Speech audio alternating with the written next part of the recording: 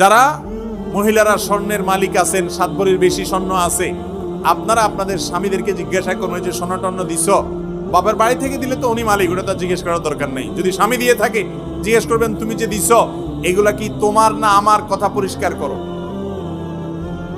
এই প্রশ্ন করলে দেখবেন বেশিরভাগ পুরুষ ধরা পড়ে গেছে।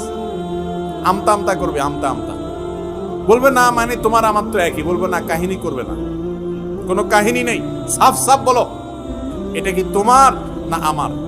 আমাকে যদি দিয়ে থাকো তাহলে আমি মালিক, আমি যা ইচ্ছা তা করবো। আমার মনে চায় বিক্রি করে ফেলো, মনে চাইলে আমার বোনকে দিয়ে দিব, ভাইরে দিয়ে দিব, ফেলাই দিব, আমার ব্যাপার, অধিকার আমার।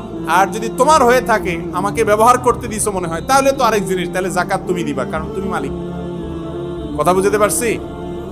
তাহলে স্ত্রীর গহনা জাকাত কে দিবে? গহনার মালিক যে, জাকাত সে দিবে।